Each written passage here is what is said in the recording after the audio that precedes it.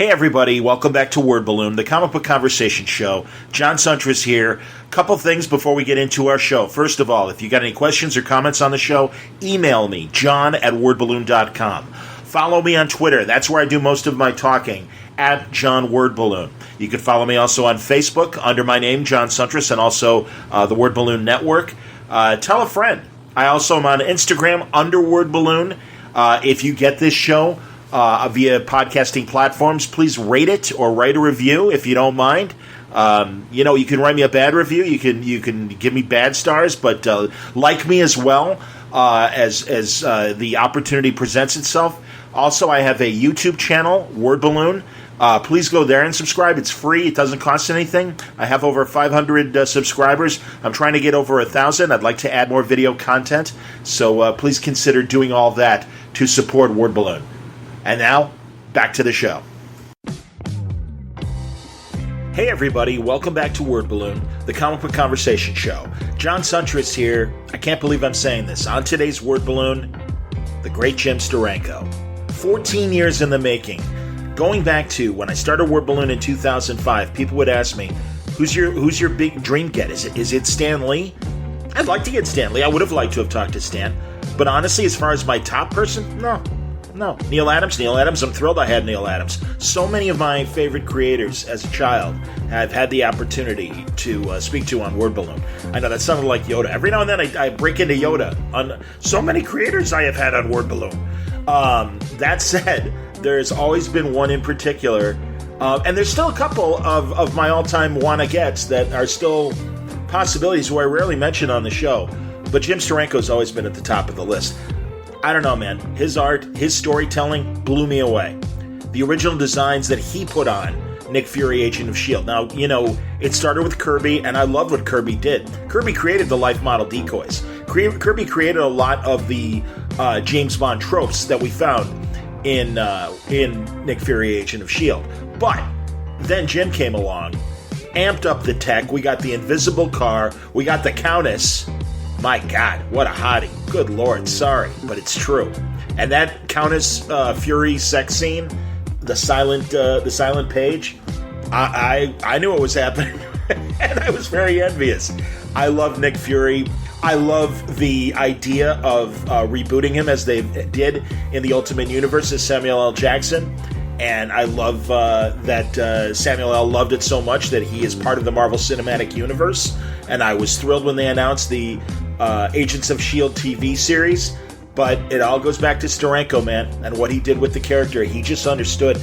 Coming from, as he talks about on this podcast, his art director background, he brought a lot of the tools of magazines into comics, using collage and photorealism and various techniques that he did. His 3-issue run on Captain America.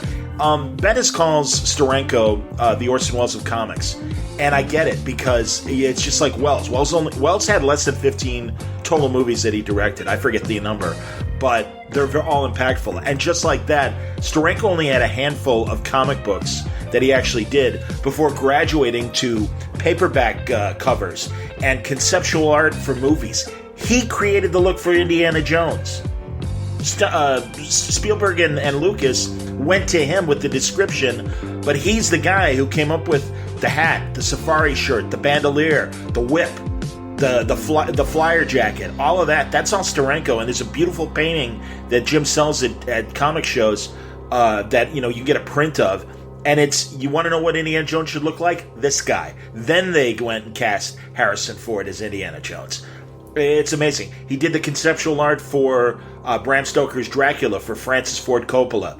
He's a great influence on film, television, and of course comics, and is an incredible guy. Before he even got into comics, he was an escape artist, a magician. So much so that Jack Kirby was so impressed with his former job, he created Mr. Miracle based on Steranko. And then Steranko returned the favor, and a few years ago wrote an excellent episode of Justice League that featured Mr. Miracle.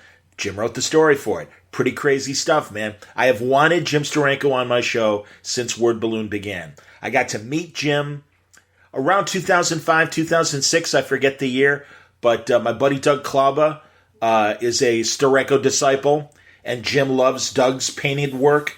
And Doug is one of my favorite artists. He was one of the guys that I was part of my original Word Balloon guests when I first started Word Balloon, and one of my first friendships as far as comic book creators. And he introduced me to Jim. Jim, I have a podcast. I'd love to have you on. Well, someday. And then finally he started knowing me by name. John, good to see you, which was a thrill. And he would tease me at shows. He would tell great stories, and I'd be like, Jim, I've got my iPhone with me. Before you tell that story, can I just record it and put it on the podcast? I know we'll talk eventually, but please, because, Jim gets busy, and I understand he's in high demand for a guy who hasn't done a lot of comic book work lately, but, I'm like, can I record this story? He put his hand on my shoulder. He's like, John, I appreciate you asking me first, but the answer is no. And I'm like, all right. Pulls the rug right out from under me. I'm like, okay, I'm cool with it, because it's Jim Steranko. I can't gush enough about him in this intro, but really, the accomplishments the man did. Things like the history of comics, his 2-volume legitimate history of comics from the early 70s, creating Media Scene, an incredible magazine, very much like Starlog or Entertainment Weekly and things like that was totally pop culture centric, and a tremendous magazine that he would put out years ago.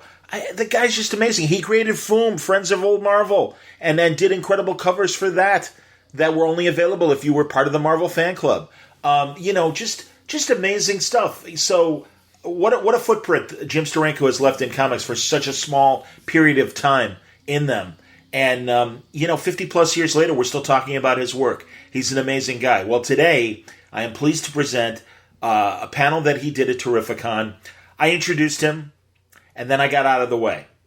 Because when Jim tells a story, nobody talks. And I was there to help him out whenever he'd miss a name. Occasionally, I wouldn't be able to answer that either. And then there's certainly to laugh at all of his stories, because I genuinely appreciate them.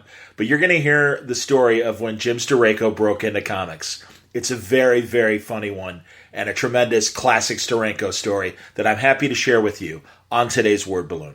Brought to you by the League of Word Balloon listeners. League, thank you very much. I met you all at Terrificon. There's a companion episode to Word Balloon that came out today with Barbara Freelander talking about DC romance comics. And both the Steranko episode and the Barbara episode are both panels that I did at Terrificon this past weekend, where a lot of Word Balloon listeners came up and shook my hand and said, hey, I love the show. And that always means a lot. Thank you for really, and I mean it, man. If you know I'm going to be at a show, I'm going to be at Rose City in September.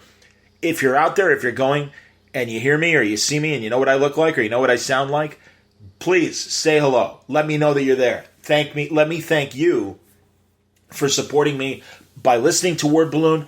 And I met a lot of League of Word Balloon listeners that is helping me through Patreon. Thank you very much, League of Word Balloon listeners. If you want to help the show out, you can subscribe via Patreon. Go to patreon.com/wordballoon, or you can click on the Patreon ad on the front page of wordballoon.com. Is Word Balloon worth $1 a month to you? Is it worth the price of a comic book a month? If you can swing it and like what you hear and want to subscribe, that's how you do it. Thank you, League of Word Balloon listeners. Word Balloon is also brought to you by Aftershock Comics, who were also out at Terrificon and well represented. The industry's fastest growing independent publishing company, still making some of the most talked about titles of the past few years. And they've got brand new books to put alongside Marguerite Bennett's Animosity, or Baby Teeth from Donny Cates, and Dark Arc from Cullen Bunn, and Dark Red from Tim Seeley, A Walk Through Hell and Jimmy's Bastards from Garth Ennis. They work with top writers and artists of some of the brightest new stars of the creative community. You'll find upcoming new titles as well. Actually, they're already out there. Things like Joe Pruitt's horror anthology Shock, and Cullen Bunn's brand new Knights Temporal, and Matthew Klickstein, You Are Obsolete, to name a few. They cut across genres and take readers far beyond their comfort zones. Can't talk today. In the weeks ahead, we'll have more conversations with Aftershock creators about their books. In fact, I guarantee you, Donny Cates coming up before the week is up to talk about Baby Teeth and other things. But you don't have to wait. Go to their website. You'll find full story descriptions, preview pages, and the diamond codes on their books to order through your local shop at AftershockComics.com. All right, without further ado, I should explain. So Steranko's going to do the panel at 1 o'clock on Saturday. Now, I got to Terrificon, day of the con, mid-afternoon on Friday. sometimes before a convention, I cannot sleep. I'm so excited. It's like a kid before Christmas morning. Really. But also nervous about doing panels and stuff. So I got no sleep on Thursday night. Get there mid-afternoon, about 2 hours before my first panel. I pretty much have only time to shower, freshen up, and get ready for the two panels I did on the first day of Terrificon. So Friday night into Saturday, I slept like a Roman. Plus, I do the overnight shift, so I don't fall asleep until after 1, so it's after 2 East Coast time. So knowing that I had my Steranko panel at 1, I'm like, all right. I got up at 11, took a leisurely shower, had a little breakfast, had some coffee. I get to the panel room, or walking towards it, at 1:45. I figure, all right, I got 15 minutes. Well, first of all, they've got a digital sign in front of the doors before you walk into the panel room, and it says Steranko noon to 1. And I'm like, oh my God, they changed the time and nobody told me. And either Jim is up there by himself, which is fine, he can do it, or somebody else. And I've only got 15 minutes left. I missed it. It's like having that bad dream when you're late for a final and you're walking up to school and everyone's like, well, what are you talking about? We took the SATs 4 hours ago. That kind of thing. So didn't know what to do. I'm like, all right, I'm going to walk in. I'll hope for the best. And I see Mitch Halleck, the owner of Terrificon, introducing Jim. I'm like, oh my God, I'm so embarrassed. What happened? What could have happened? So I sit down. I think it might even be near the end because, again, it said noon to 1, and we were supposed to go 1 to 2. So I'm like, I don't know what the hell's going on. So I sit down. Mitch sees me, and it turns out he's just introducing Jim. I'm like, great.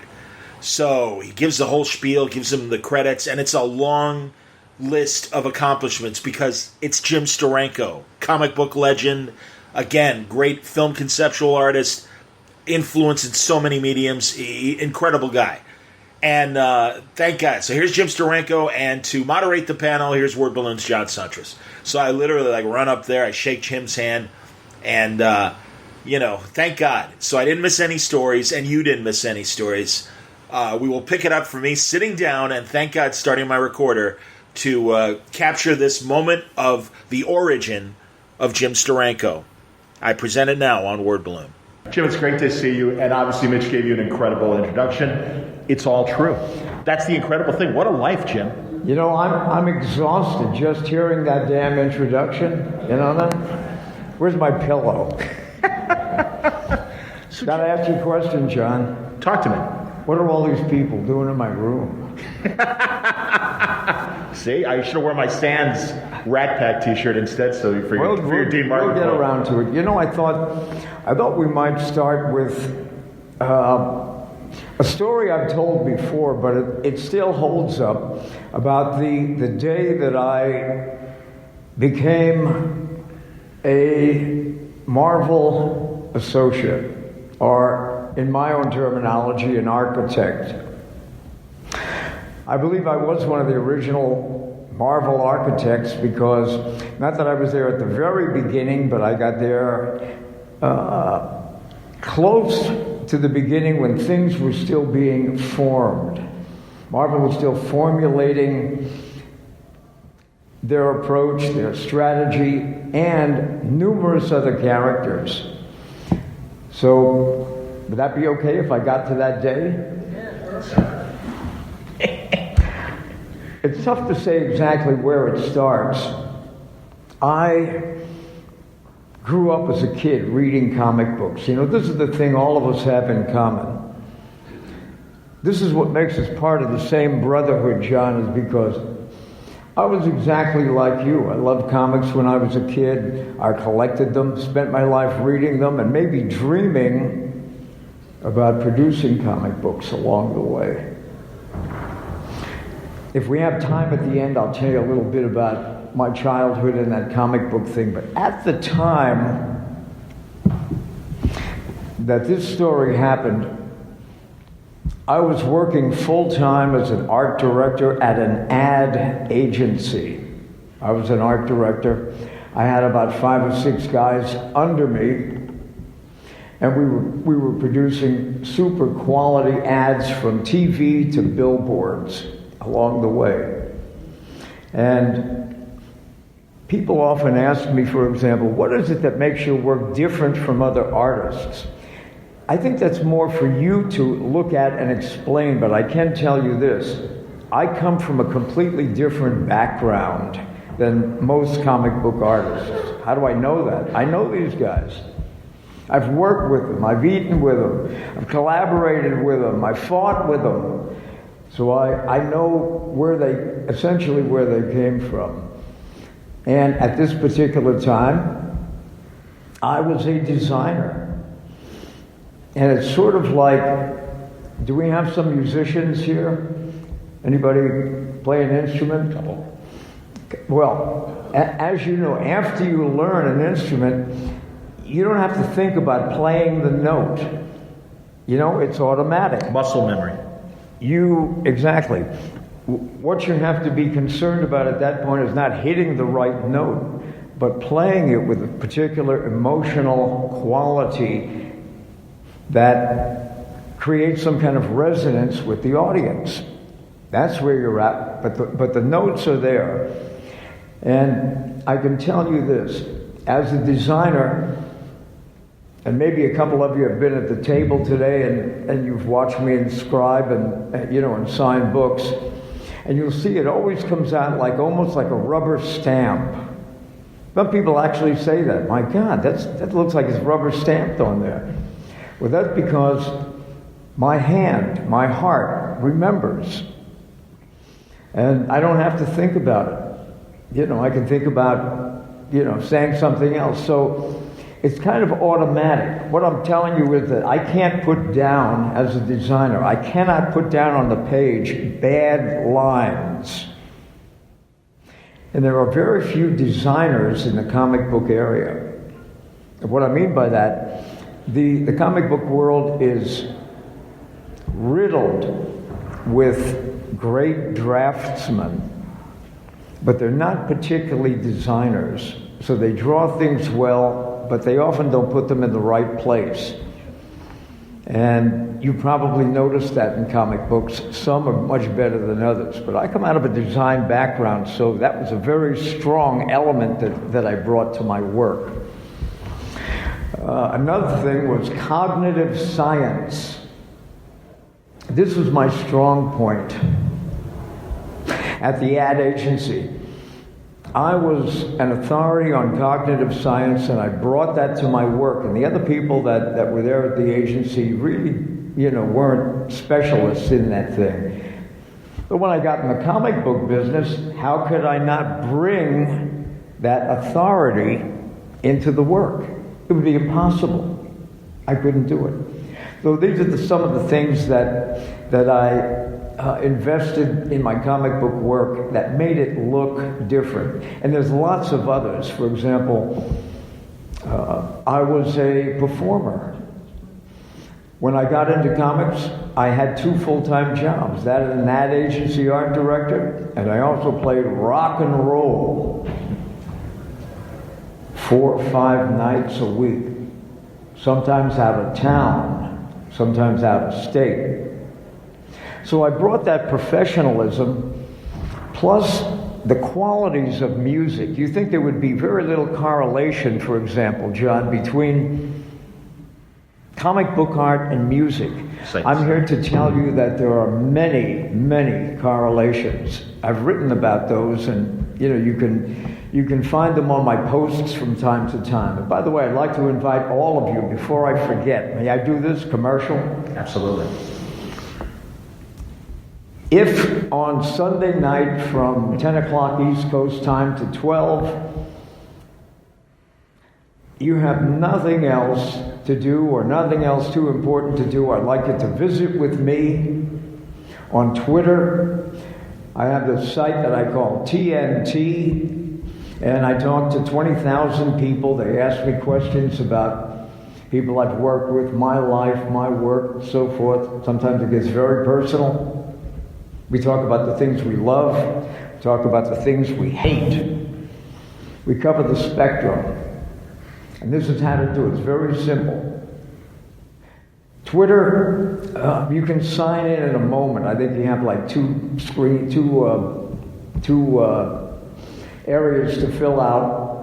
Doesn't cost anything, it's free. And when you get there, type in this word, one word, I am Steranko. I am Steranko. And you'll come right to my site.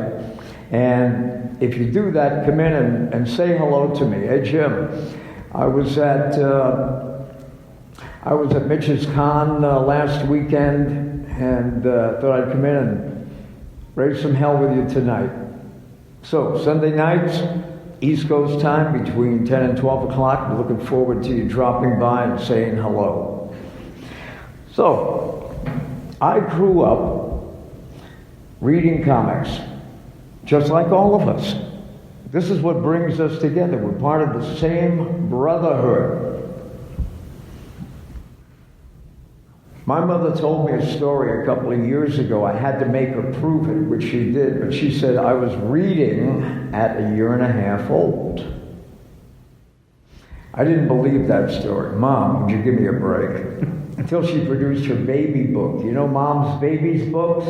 You know those? She produced a baby book with, my height, my weight, my development. And there it was. I was actually reading at 1.5 years old. Which may be a little precocious, but what the hell, somebody's got to do it. So, I think I'm in the same category as some people that you might know who learned English by reading comics. Does anybody know who Fritz Lang is? Raise your hand. I like it. Great German director. Fritz Lang learned English by reading comic strips. Federico Fellini learned English by translating Flash Gordon from English into Italian when he was a kid. A good friend of mine, a French director named Alain Resnais. Some of his films were, do you know René's work? Anybody? Two of his greatest films were Last Year at Marienbad and Hiroshima Mon Amour. He changed literally film technique by eliminating the lap dissolve. So, comics were part of my life. I grew up with them. I couldn't shuck that off. They were there. They're part of my history. I'm part of their history now. So, when I was in my 20s, and always had this kind of vision, this dream of maybe doing a little bit of comic book work so I could make a statement. I was already making really good money. There isn't too much good money in comics, or at least there wasn't in those days. They didn't share. They put you in slavery, and that was the end of it, folks. But I managed to meet a few people along the way whose work that I loved and who influenced me. And one of them was the EC artist. You may know him as the man who created and initiated Daredevil at Marvel and many other things, Wally Wood. You guys know Wood? Raise your hands, anybody. There we go. You know Wood. And believe me, I wouldn't kid you about this. I kid you about a lot of things, but not about this. Wood was one of the world's consummate artists. He had the magic touch. Everything he did had a certain quality about it that made you fall in love with it. And I knew Woody for a while, and I used to visit him at his studio in Manhattan. And we were chatting one day, happened to be up there doing some business, I'm not exactly sure what. And I showed Woody some drawings that I had done lately, and he said, "You'll never be happy." What does that mean? He said, "You will never be happy, you'll never be satisfied, you'll never be a complete creator unless you're in this business, unless you make that statement that you're talking about. And I said, hey, look, I've already got a couple of good jobs. I'm an ad agency art director. I'm playing rock and roll 5 nights a week. I said, I think I've got, most on my plate that I could handle. But Woody's comment made a deep impression on me. I'd never quite thought about it in that way before. And coming from this man meant an awful lot to me. And before I knew it, he picked up the phone, and I wasn't sure what was going on. He made a phone call. He made a phone call to Tower Comics, where he was currently producing Thunder Agents and Dynamo. Remember that series? Any of you guys remember the Thunder Agents books? Okay. And this is Wally writing and drawing. So it was really pure Wally Wood. And having fun, having the time of his life. Now, who did he call? The guy he called was the publisher and the wrangler at this publishing company, Tower. I may have to ask for your help because it was a guy who produced a panel in the Sunday papers called They'll Do It Every Time, which he took over from Jimmy Hatlow. Who am I thinking of? Boy, you stumped me. Anybody? Yeah, I don't know, man. Well, maybe I'll think of it along the way. But he was the publisher at Tower. He was the publisher at Tower, and Woody called him up and said, hey, I've got a kid here who I believe is going to make some noise in the comic book business if I could get the ball rolling for him. And he said he brought some work up, and I think you should take a look at it. His name was Harry Shorten. Okay, yeah. Do I get some points? Absolutely. I think I hurt myself. I heard something snap. Harry Shorten. And Woody said, catch a cab. He wrote down the address. It was at the top of Manhattan do you guys know what the Flatiron building is in New York, that triangular building? Absolutely. There we go. Yeah. And offices at the top of the Flatiron building. Around 23rd and 5th. There you go, 23rd and 5th, the gentleman said. Very cool. So, took a cab over and took my little drawings in, and I'll remember this moment because it was one of the biggest offices I've ever seen in my life. I mean, it was as big as a baseball field. The desk was huge. The carpet was so thick it tickled my ankles. I mean, what a place. So by the time I should have taken a cab from the door over to Harry's desk. Really, it was like a long walk. And we chatted for a little while, and Harry was looking at my, just some drawings that I had done, maybe of some characters. I'm not really sure what it is. Some stuff I just wanted to show Woody. And apparently, I can't explain it.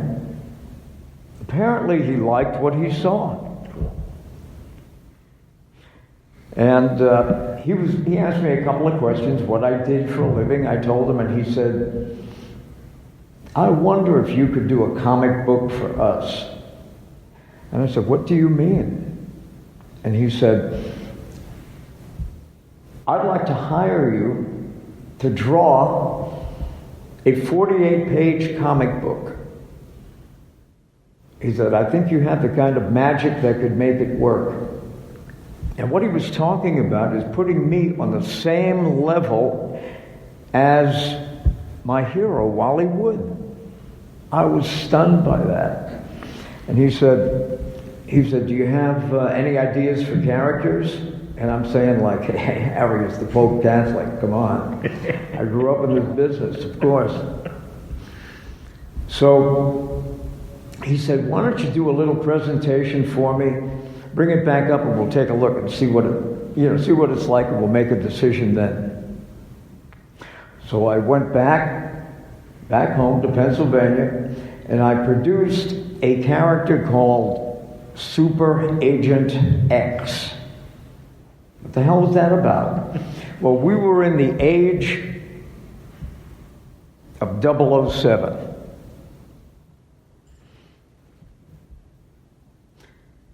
The newsstands were full of James Bond ripoffs. Bond was breaking box office records with his films, and really damn good films. Cubby Broccoli, Sean Connery. And TV was riddled with TV shows like Secret Agent Man, The Man from U.N.C.L.E. What else? Yeah, man. Well, Wild West was later, and the Flint movies, the Van Helm movies, all this stuff. Like you said, Bond created this spy craze that was ridiculous. I mean, there was a great spy vibe going on. So I thought, why don't I capitalize on this? I mean, I come out of the advertising business, so I'm used to running with trends. Super Agent X. Where'd the X come from? Well, the X-Men had just started over at Marvel. And I was pretty sure that Marvel did not own and copyright and trademark the damn letter X. So I borrowed the X from them. And Harry loved the title. Character was in costume. And I had written a script. And I think we had talked on the phone about it. And I have produced 20 pages of penciled material plus cover designs. And I brought it up to show Harry. I liked it. He was going through the pages looking, and kind of nodding approval. I think he liked what he saw, and he said, Jim, this is maybe the very last time that we'll get together. He said, I'm going to turn you over to my art director, and you'll work with him. His name is Sam Schwartz. And that kind of rang a bell. And Sam and Harry said, Sam was a previous Archie Comics editor. And bang, I knew where he was then. He said, come on, I'll introduce you to him. So we walked down the hall and got to this office. I call it an office, but I'm really being too generous because it was more like a small phone booth. And I think it had one chair in it because there was no room for two. It was one damn small office full of filing cabinets. And he introduced me to Sam, and he said, Jim's going to be working for us. I want you to help him. I could use some help. So Sam took the pages, the first 20 Super Agent X pages in pencil. Okay. And right up front, I introduced the characters. Right, the second page, and one of them was a female scientist whom I based on Kim Novak. Nice. You guys know Kim Novak? Yeah. Birds.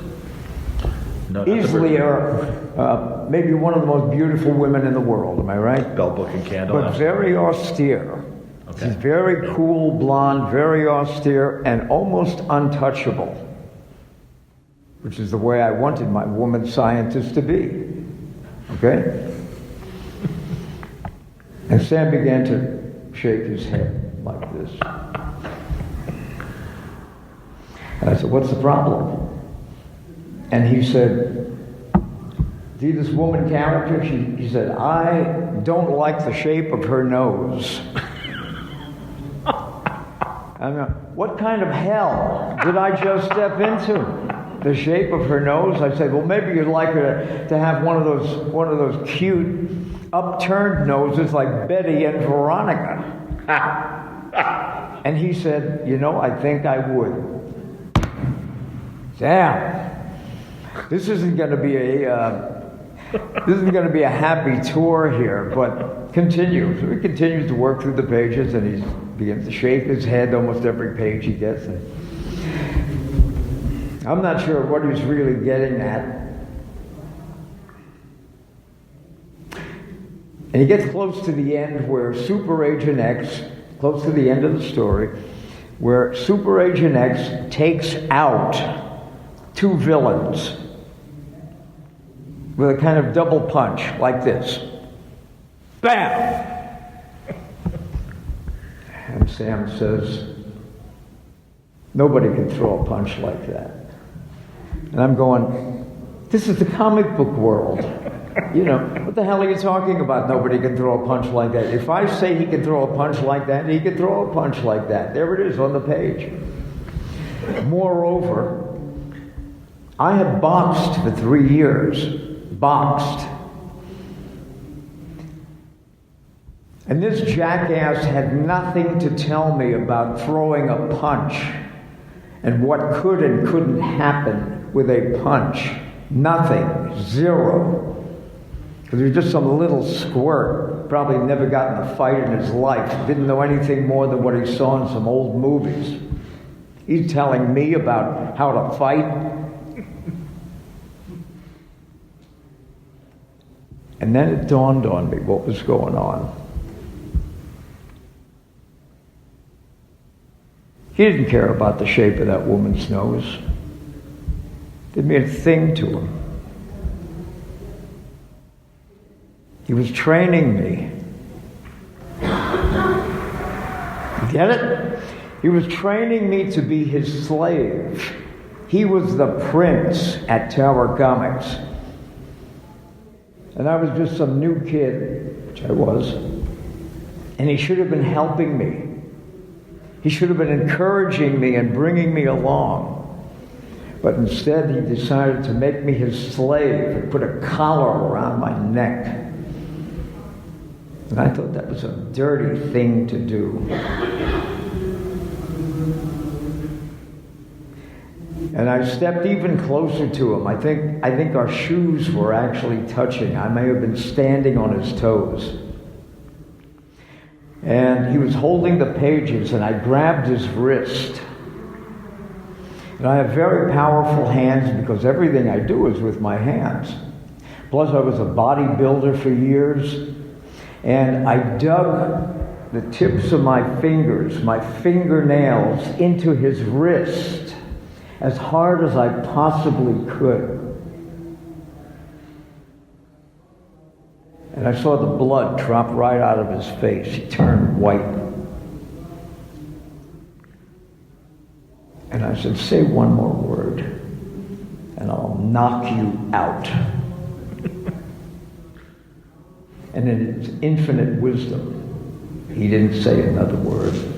And I took the pages, and I got the hell out of there. And when I hit the street, I'm thinking, what did I do?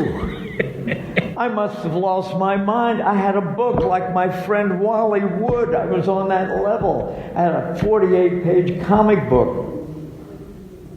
And now I had nothing. But I do know this. I could never have tolerated this son of a bitch. I couldn't have tolerated that attitude because he should have taken me under his wing. Am I right? He should have helped me. What would you have done? Probably the same thing. I walked. The hell did I care? I already had 2 full-time jobs. I didn't need this one. So I decided to go down the street about 3 or 4 blocks to Sam's old stomping grounds, Archie Comics. I walked in the reception room. Do you guys want to hear this? Oh, yeah. Oh, you're gluttons for punishment, really. But okay. I walked into the Archie reception room, and I said, I'd like to talk to somebody about a new character.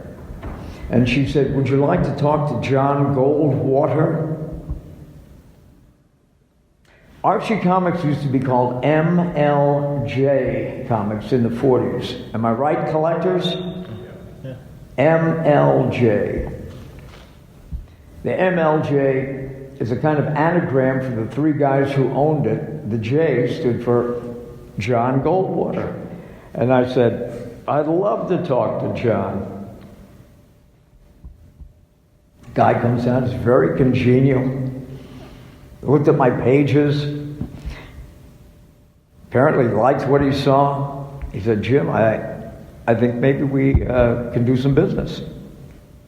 All right, Sam, are you listening? And I would imagine that my character, Super Agent X, will become part of that Archie line. And he said, I don't think so. He said, I want you to draw all of our superhero covers. They had just gotten into the superhero business. The Web, the Shield. Yeah, the Shield, but bringing back some of their old characters. Jaguar. A Jaguar. Yeah. So the Crusaders. John said, you know, if you could do that for us, you've got a job here. He said, maybe you could come up for a day or two once a month and create these covers for us, or you could work at home if you like. And I said, look, John, I appreciate that very much. I like John a lot. We got along, you know. There's a key. You know what maybe the top thing, the key is to getting along, like with your bosses particularly? You got to speak the same language. If you're speaking a different language to your boss or your wife or your girlfriend or anybody else, you're in deep trouble. But John and I, you get my drift? We spoke the same language, the language of comic books. They were part of our lives, both our lives. And I connected well with John. I liked him. I would have liked to have worked there. But you know, today was Super Agent X Day. I was bound to that character. I said, thank you, but we'll pass on that. Maybe we'll do something in the future, he said, anytime. Wow. So we went a few more blocks down the street. And I got to Rockefeller Plaza. You know what's there? DC. DC Comics. I walked into the reception room, made the same pitch. I've got something here I'd like to show one of your editors. Comic book characters, something new. And it was at the end of lunchtime. And she said, everybody's, still out to lunch. I said, well, maybe I can wait around for a little while. And she said, wait a minute. I believe that Murray Boltinoff is still in his office. I don't know if that name means anything to you, but Murray was an editor up there, mostly often on humor material, and he was a good editor and writer. I remember reading his stuff when I was a kid, and I said I'd love to talk to Murray. Murray's a very congenial guy. I liked him. We hit it off immediately. Same language. You got it? Yes, indeed. And Murray's looking at my pages, and I could tell he liked what he saw. And he said, I think we can do something, Jim. And I'm thinking, damn. I just got fired up here at this place, and a couple minutes later, I don't know, it might have been an hour later, Super Agent X's brothers are now Superman, Batman, The Flash, Hawkman, going down the line. It doesn't get any better than this. And he said, well, not exactly. He said, we have all the characters we need. He said, but I love your writing. And with your consent, I'm going to give you an assignment right now, today. And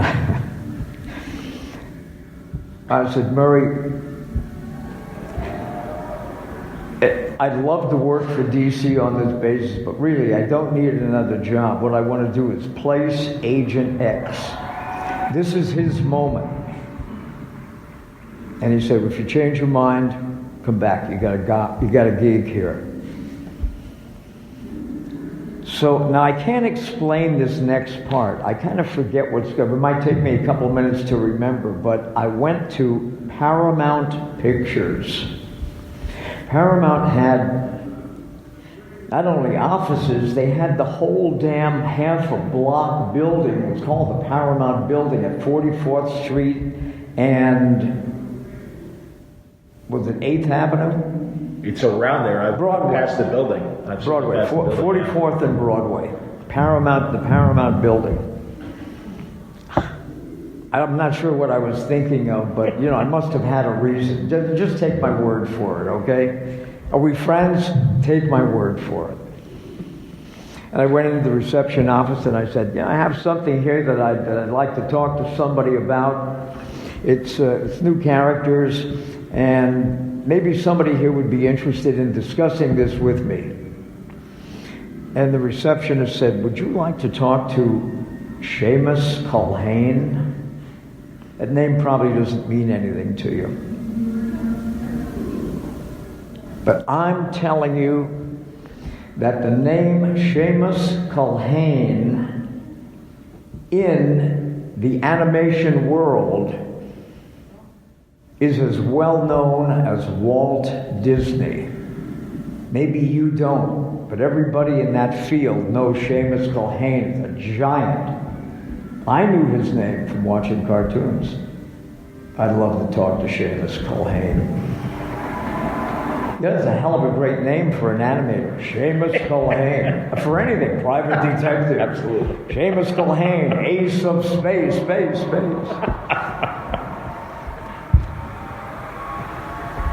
Seamus got me into his office. I told him what had transpired earlier in the day.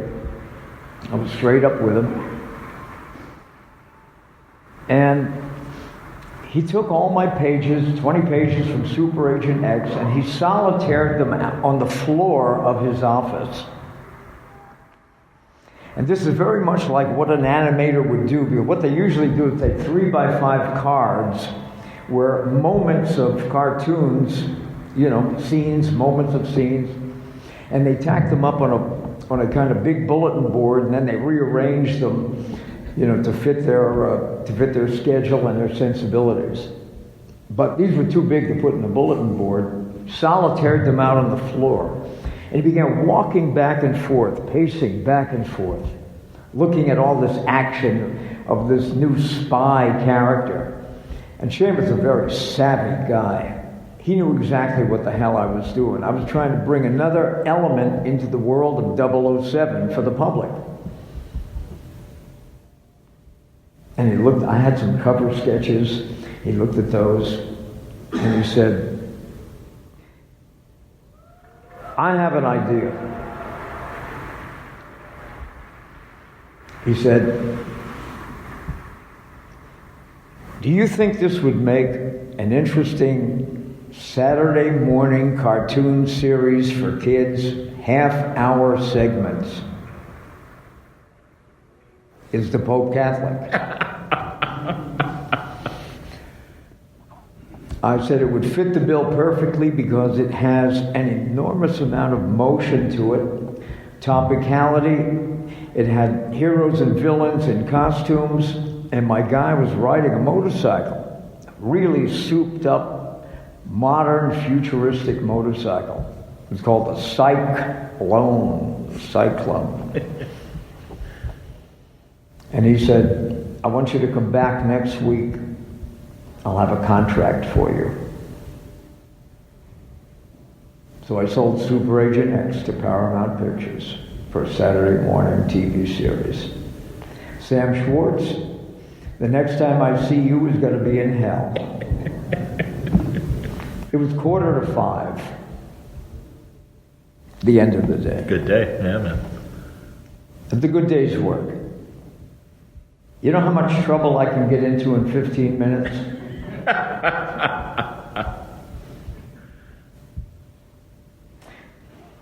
I'm not sure why I did this, but I took a cab over to Marvel Comics. We got there at like 3 minutes to 5. I still didn't have a comic book for Super Agent X. Like I really cared. I already had 2 full-time jobs and I just sold the damn thing to Paramount Pictures. I mean, quit while you're ahead maybe, huh? Nah, 15 minutes, come on. So I went up to the 7th floor, opened the door, and there was Marvel's receptionist, Fabulous Flo Steinberg. You know Fabulous Flo Steinberg? Anybody remember? Oh yeah. Huh? Oh yeah. I'll bet you don't know why Flo was fabulous. You just have to take my word for it, folks. She was really cute. She had a little mini skirt on and go-go boots. I'm thinking, hey, this comic book business is not too bad after all. Maybe I should look into this. And I said, I'd like to see Stan Lee. And she laughed in my face. And I said, what's so funny? She said, nobody sees Stan Lee.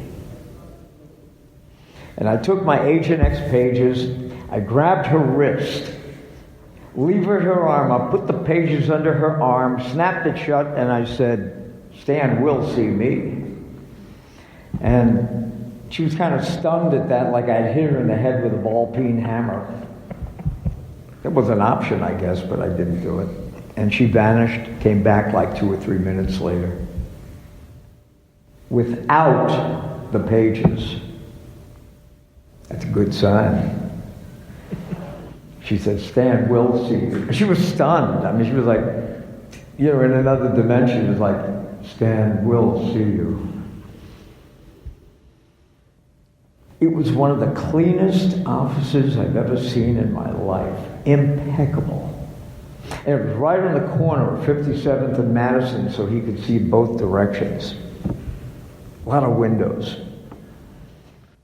And Stan was just the core of congeniality. Exactly what somebody who had read, you know, the Marvel bullpen pages, you know, by the thousands, exactly what I imagined him to be. And we started a conversation. And then put his feet up on the desk, and he was looking at my pages, and we alternated. He'd ask me a question like, who are you? Where do you come from? What is this all about? He was trying to get information on me. And I was asking him alternately about my favorite Marvel characters, about the artists and the writers producing the books, and so we were having these two divergent conversations.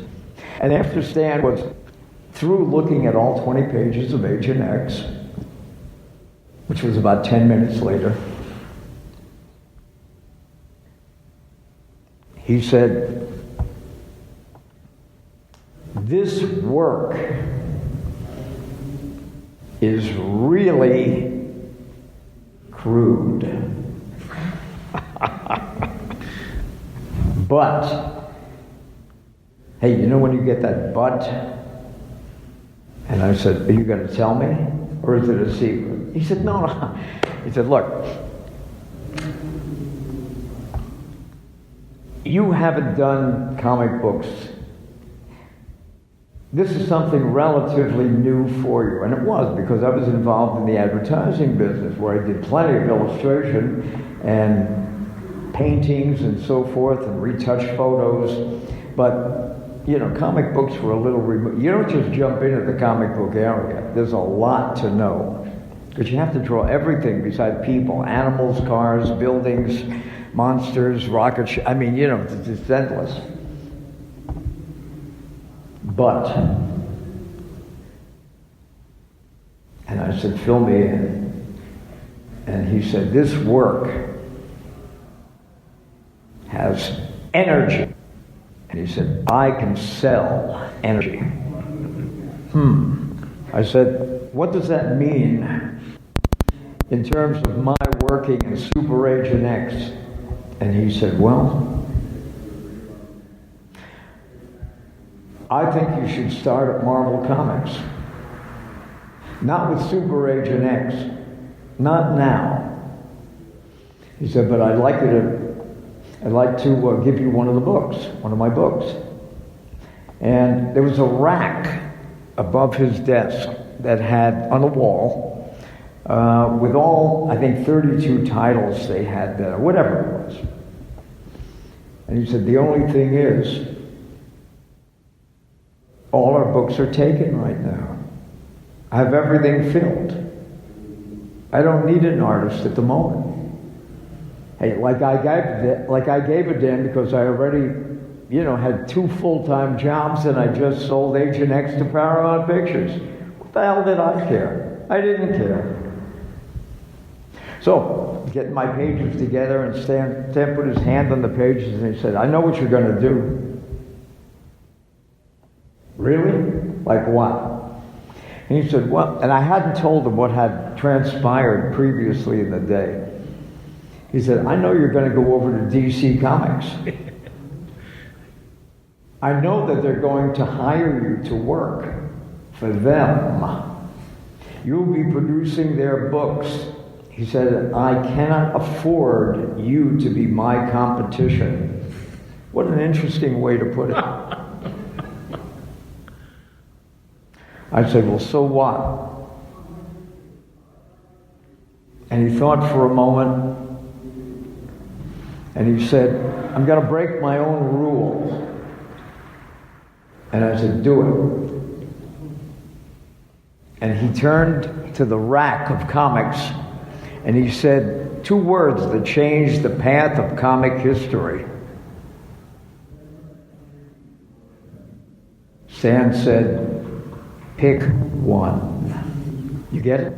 He was offering me any Marvel book that I wanted. I could have had the FF. I could have had Spider-Man. I could have had Thor. I could have had any of them. He said, pick one. Can I take Stan at his word? Of course. The boss. But there's a word. There's a word for following Jack Kirby. Anybody know that word? Death. Suicide. I might be crazy, but I'm not stupid. I picked the worst title they had. The worst. The bottom of the barrel. You know, there's all these cool superheroes with like masks and hoods and costumes, really cool, and cloaks and all. My guy had a cigar. Nick Fury, Agent of S.H.I.E.L.D. And I think you know the rest of the story.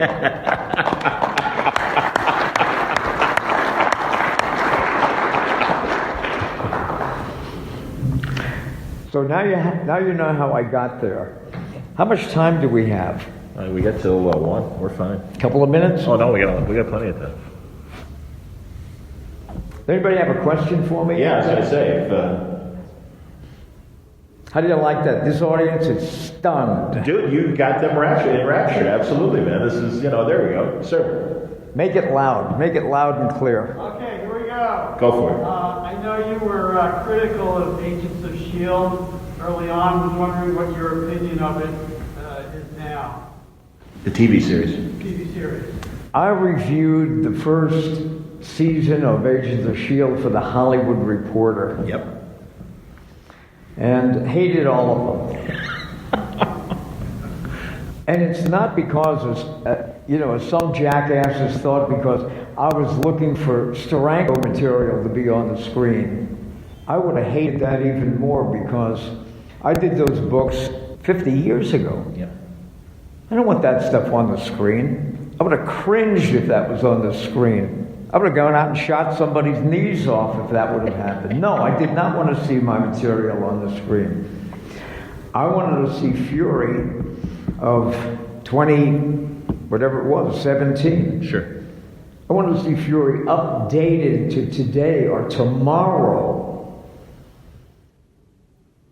And I didn't get it. I got soap opera. And it was an ending soap opera. I mean, I'm thinking, can we resolve a couple of these points, like maybe in a month or two? It went on for like the whole season, like who is this person? And I couldn't take it. Moreover, who was the head of S.H.I.E.L.D.? Nick Fury.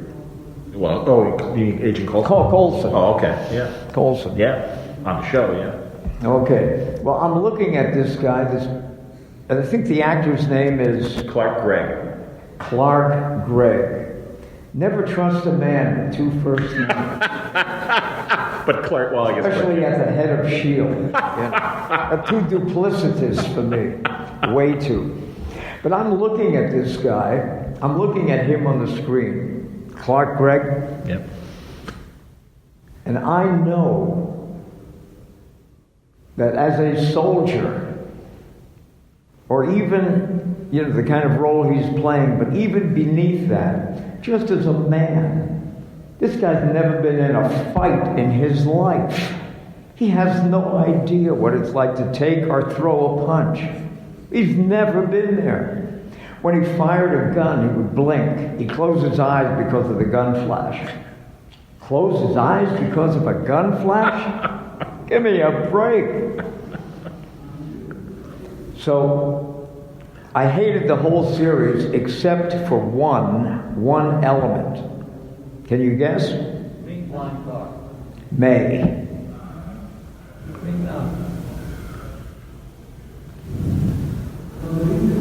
May hit the bullseye as far as I was concerned. I think they should have thrown away all the rest and done the May of S.H.I.E.L.D. series. I have to tell her that someday. So, yeah, and you asked me how I feel about the subsequent shows. I've never watched another one. I'm not man enough to do it. Did you ever watch the Hasselhoff film of the 90s?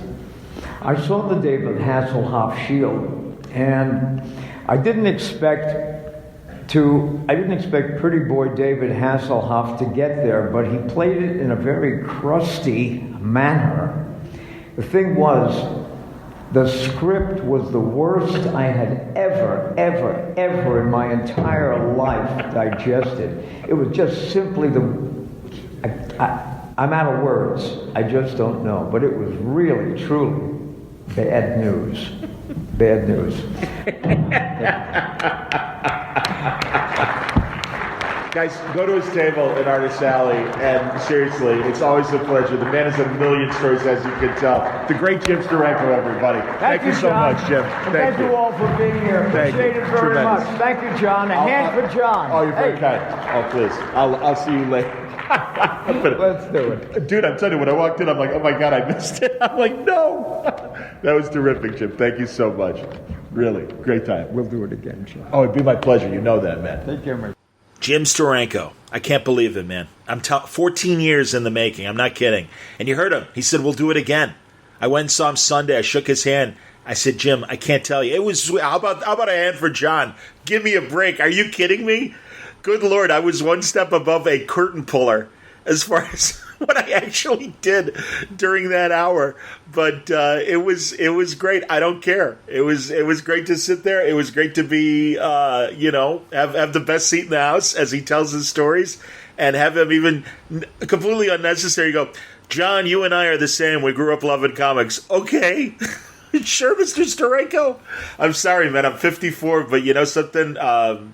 As you know, when you meet the people, whether they're celebrities in film, television, or comics, and you get to meet them, and you really get to, like, even in a kind of, I've met you several times at shows or at podcast, in my case, the podcast.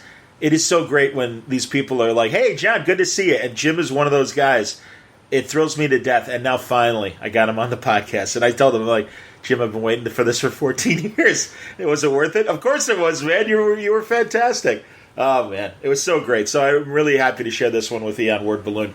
You can hear the smile in my voice. And it's genuine, man. It really is. Thank God. Sometimes I get to meet Joe Kubert, and we were going to do a talk, and he died before I had the chance to talk to him. And, a lot of my heroes, man, they're not young men anymore. And and most of them are in great health, thank God. But yeah, I just hope to get the opportunity for them to share their story with you guys and me, but also get it down. I really want them in their own words. Jim's stuff is well documented, and he's done a million panels and conventions and the like, and documentaries. So, God forbid if the worst were to happen, his work is out there. We'll all know it, and we all know his words. But for them to share those with me on the podcast, I can't explain to you the ridiculous joy. And I mean that about every creator, but especially the ones that are really, my treasured baseball cards of comic book collectors. Steranko's my Hank Aaron, man. He's my Mickey Mantle. He's my whoever you want to put in there these days. I can't even name a great baseball pool host. So, you name it, man. He's there for my A-Rod. All those guys, man. That sounded terrible, my A-Rod. Not that kind of rod. Anyway, you know what I'm saying. So I hope you enjoyed today's episode. More great stuff from Terrificon, from more of my favorite creators that have become friends and heroes of mine growing up. Marvel Black and White panel with Al Milgram and Paul Galassi and Jim Starlin. A solo conversation with Jim Starlin. A solo conversation with Donnie Cates that I'll have for you before the end of the week. Of course, Barbara Freelander, my other podcast that I put out today about the DC Romance line. Completely wonderful conversation that I had with Barbara that you've got to listen to. Kind of the flip side of talking about comic books in the 60s with what Jim told us in this episode. Please check it out. And also one-on-ones with Tom King, Dan Jurgens, Donnie Cates, and Jim Starlin. All from Terrificon this past weekend. My voice held up pretty good. I'm going to stop talking after this close and probably take a vow of silence tomorrow and don't have to worry about voicing anything until Wednesday or Thursday in radio, so that's good news. And I promise, like I said, before the end of the week, I'll have 2 more episodes out for you from Word Balloon. But this one brought to you by the League of Word Balloon listeners and Terrificon, who got me out there and gave me this great content that I'll be sharing with you this month. Thank you very much, League, for your support via Patreon.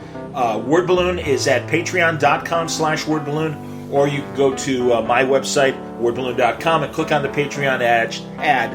That'll take you to the portal. But thank you greatly for your support, League of Word Balloon listeners. And Word Balloon is brought to you by Aftershock Comics. We are talking to a lot of Aftershock creators about their wonderful books.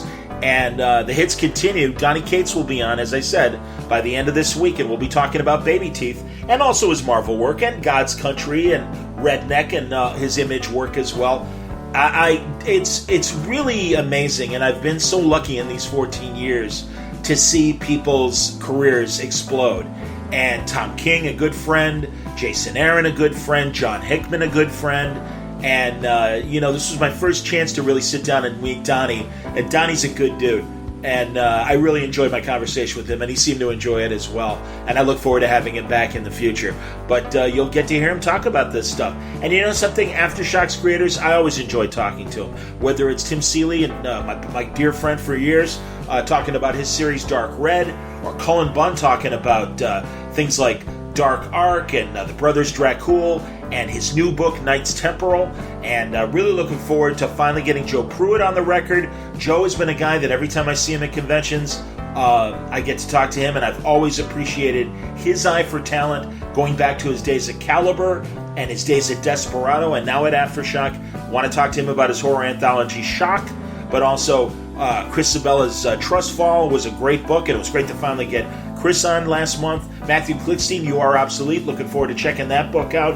And a few more. You'll be hearing from more Aftershock creators in the weeks ahead about their books. But don't wait. Check out full story descriptions, preview pages, and the diamond codes on their books to order through your local shop at AftershockComics.com. Thanks a lot for listening. Thank you for your support. Thank you for, as always, your attention. Because there's a lot of great entertainment options out there. And the fact that you're listening to Word Balloon means a lot, that you're carving out this time to hear these great conversations. More to come. We're not through with August. Hell, we aren't even at the halfway point, and I got great content coming in the days ahead. Until next time, Word Balloon is a copyright feature of Shaky Productions, copyright 2019.